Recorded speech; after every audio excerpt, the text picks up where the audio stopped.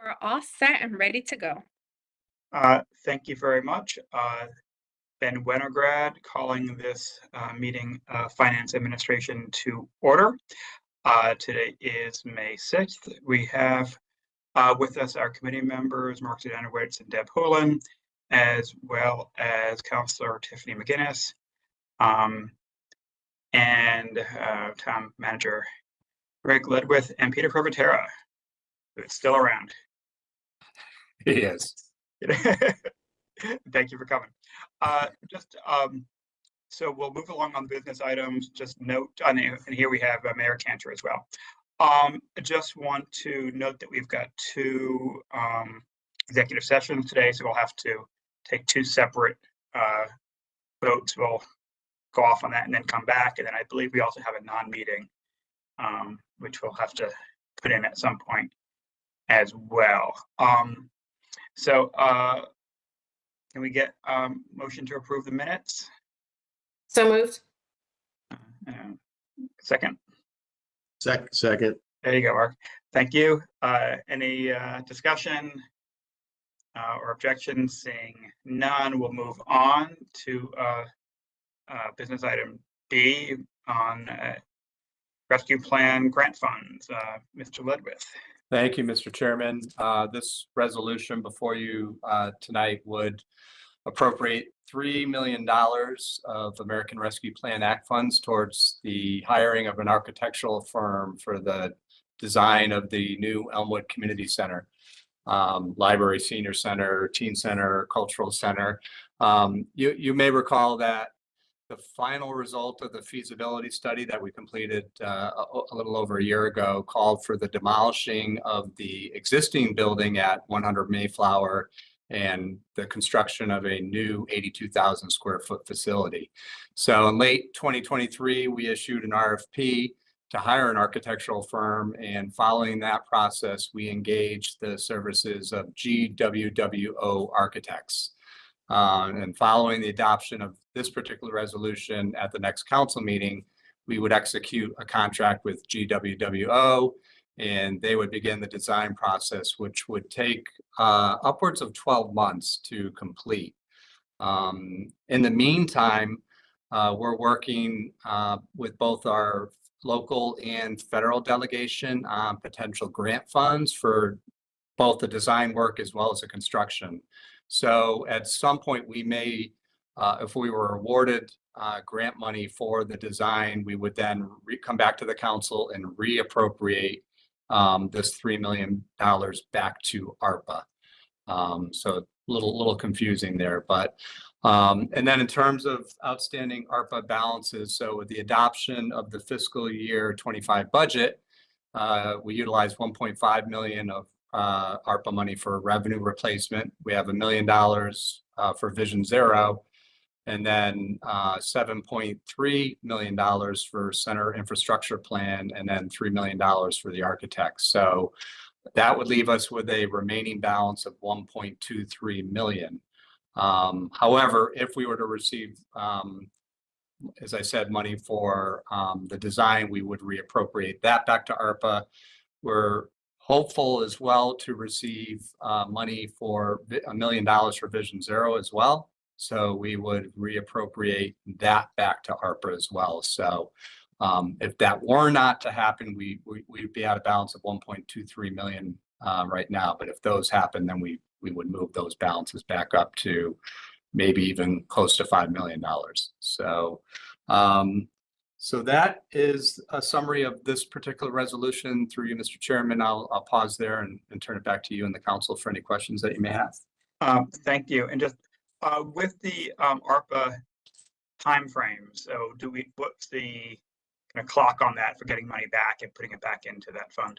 Yeah, thank you, Mr. Chairman. So we have until December 31st of this year to appropriate all outstanding ARPA balances, and then we have until December 31st of 26 to actually expend it.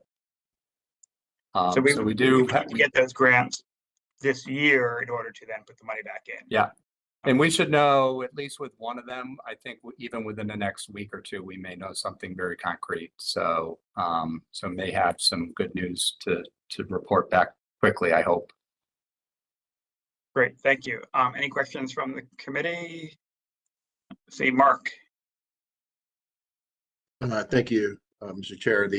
What the confidence, I mean, that we have on getting these grants, I'm assuming it's pretty high, obviously. You don't anticipate any troubles not getting them, Rick, or how? So through you, Mr. Chairman, confidence is high for Vision Zero. It's we've been looking at various both federal and local delegation for the architectural design. So I'm not as confident. Not to say that I'm not confident.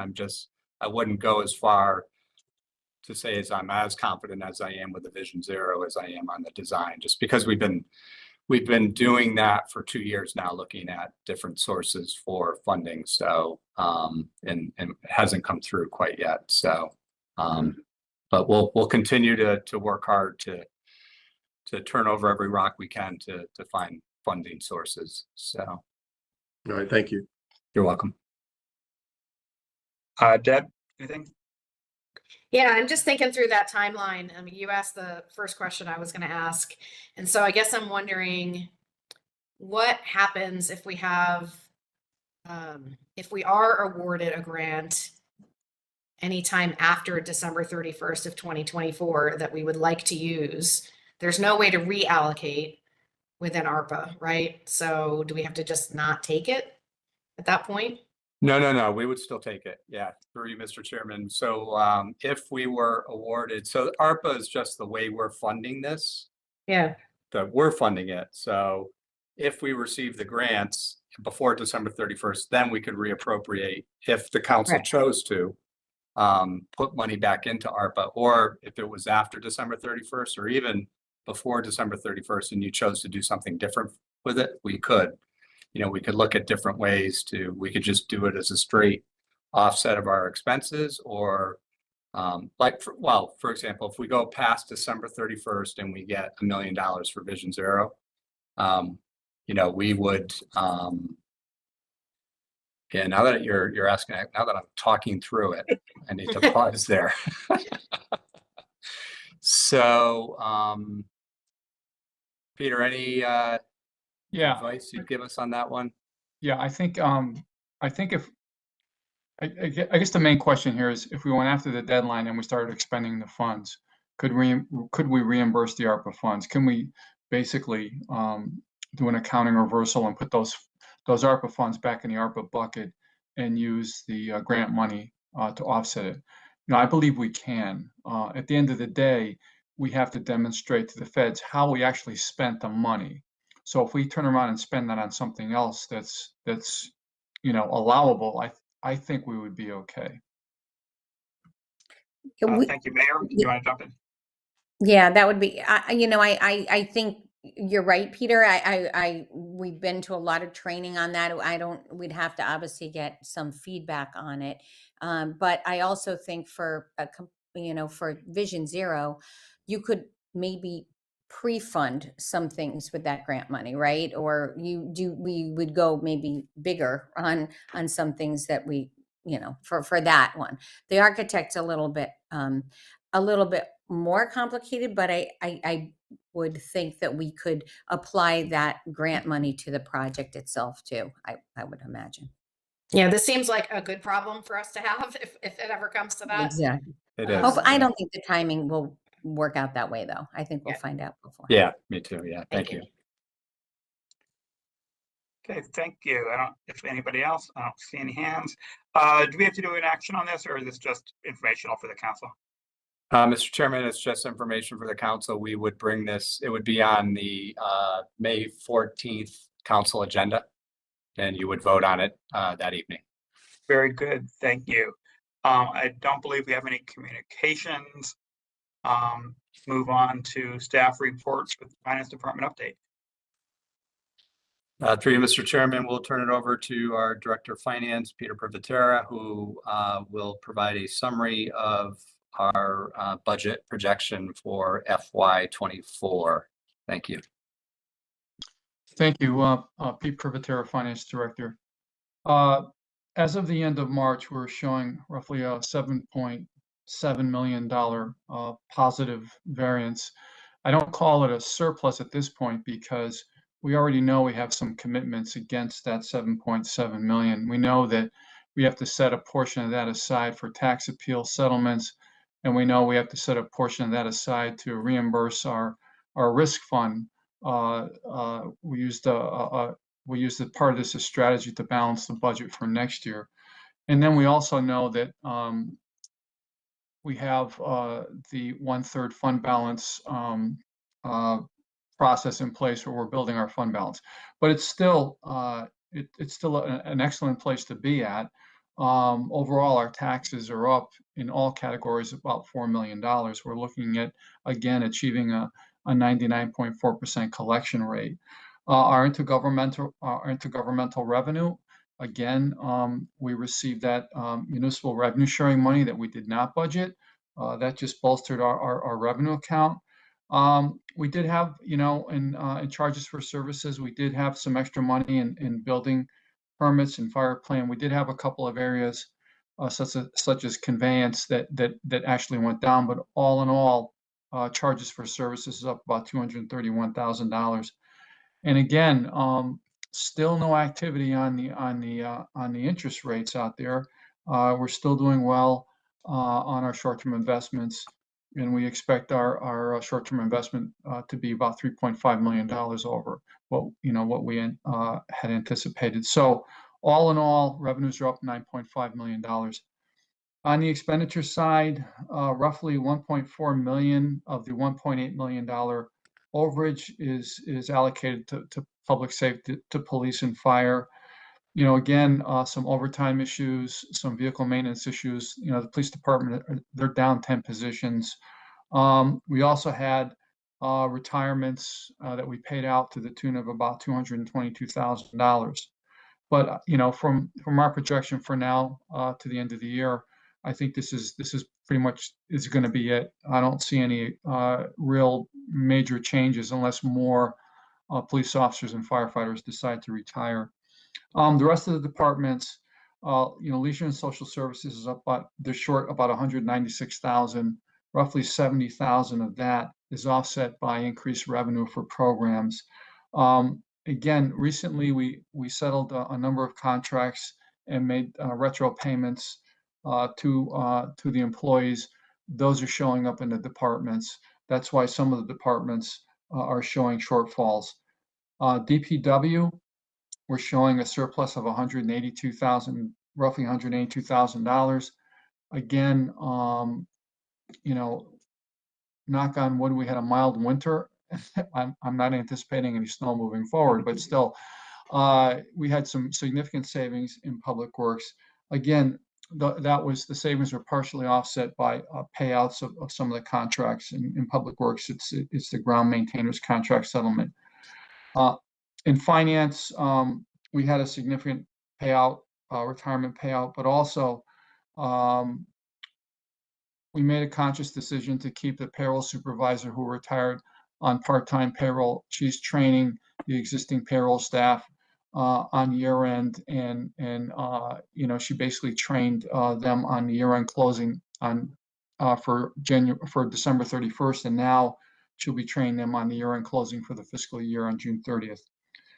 And there's a couple of departments that had some minor overages, but all in all, we're in a very good position with the $7.7 million surplus. And, my expectation is with the fund balance policy in place, I'm hoping we get up to about 10.5% fund balance now from 9.9. So again, I said this at the last meeting. I wish I were around. I wish I were around till we got to 15, so we can go back to Moody's and say, "Here, we did it." But unfortunately, I'm not going to be here. So we're in a good place. I think we might do a little better by the end of the year than what we have now. So I'd be happy to answer any questions anyone might have. Thank you, Peter. Anybody have any questions?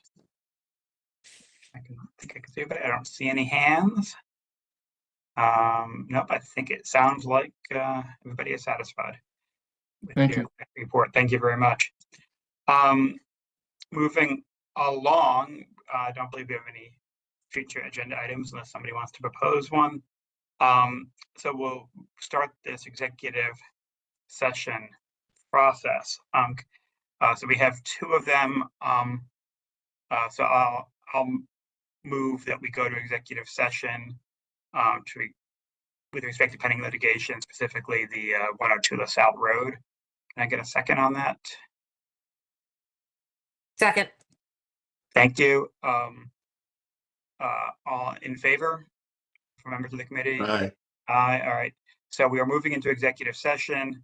I believe the game plan, we have the link separately. Yes, Mr. Chair, I'm Yes. not sure I heard both cases that you identified for going into executive session. You're going to go in once, but discuss two appeals. I just heard the first one. okay. I thought we had to go back separately. Can we do both appeals in one meeting? All right, Yes. then I will amend my proposal, and add also 27 Loomis Drive and 16 Sedgwick Road and 194 Woodrow to that list. Can I have a second for that amendment? Second. All in favor? Aye. Aye. Very good. And do we need to, for a non-meeting, do we need to come back to this meeting, or can we just do that after the executive session? Well, I anticipate that the committee will take action after executive session, so you'll have to come back here into your regular meeting to take that action. Okay, thank you very much. So we will do that. And now we'll log off and join the executive session. The links we do have in an email. Thank you.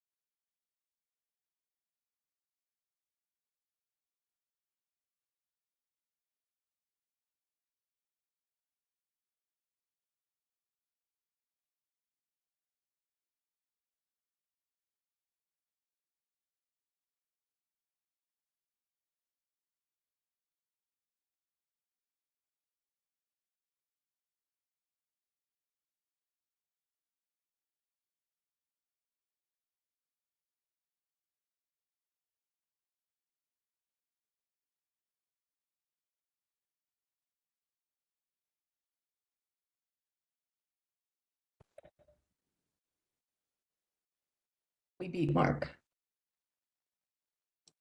The goal.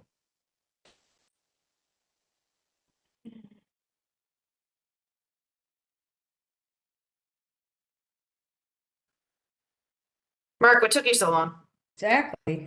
A little technical difficulty on that one, sometimes in competition, things don't go as well as planned. I'm gonna look at my training and therefore reevaluate.